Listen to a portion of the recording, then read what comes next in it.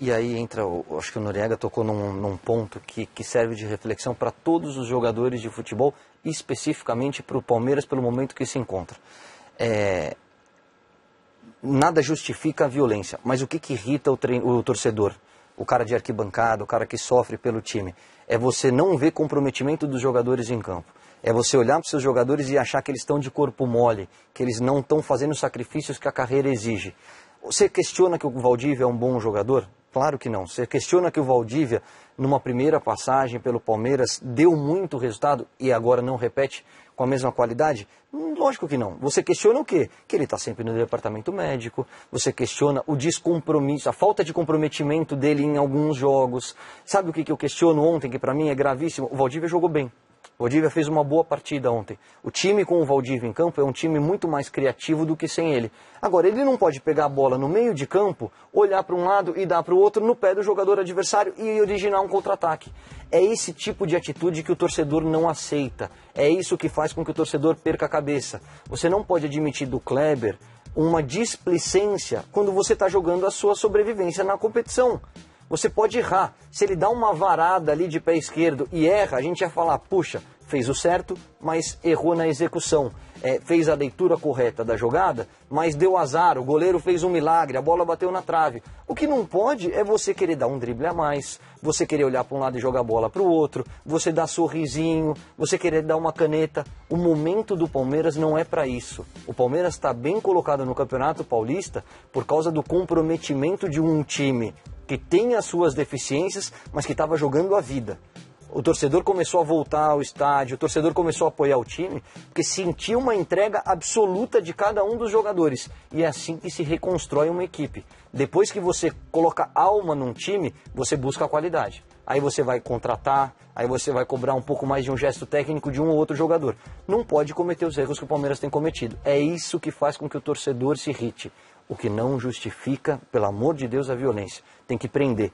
O cara que foi lá e jogou um copo, que brigou com os torcedores no aeroporto, seja ele do Palmeiras, do Corinthians, do Fluminense, do time que for, tem que ser preso. Porque é marginal que está se escondendo dentro de uma torcida organizada. Agora, o jogador tem que entender um pouquinho o que passa pela cabeça do torcedor.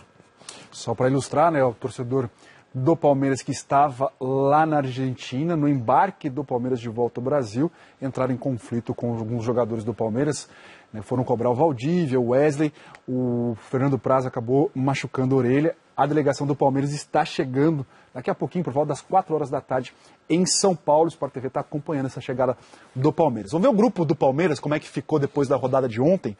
O Libertad tem 7 pontos, o Sporting Cristal tem 4, o Palmeiras tem 3 e o Tigre agora também tem 3. Todo mundo com 3 jogos. E aí, Belete? O Nori falou tudo, né? Você estava praticamente tirando o Tigre, né? Do grupo, o Palmeiras subindo para a segunda colocação, 1 ponto atrás do Libertad. Uma jogada, né? E de repente acontecendo aquilo lá. O problema do Palmeiras acaba sendo ele mesmo. Acho que os times brasileiros estão enfrentando isso na Libertadores. Corinthians, Fluminense. O principal problema está dentro do grupo, dentro do time, que se resolvido, se classifica, passa a próxima fase. E o Palmeiras está nisso também. Acho que tem uma diferença muito grande, eu acho, do jogador brasileiro, sem querer comparar aqui com o jogador europeu de outros países. O jogador brasileiro, instintivamente, tecnicamente, habilidoso, é o melhor do mundo, não tem igual. Nós temos aqui 2 caras que jogaram fora e certamente aprenderam muito da leitura do jogo fora, coisas que eles não aprenderam aqui. Eu acho que falta muito aos times brasileiros, e pego o Palmeiras como exemplo ontem. O time do Tigre é horroroso, é pavoroso, é um time que só dá porrada e não quer jogar. O que o Palmeiras fez na maior parte do jogo? Chutão. Devolveu a bola para um time que tem menos capacidade técnica que ele.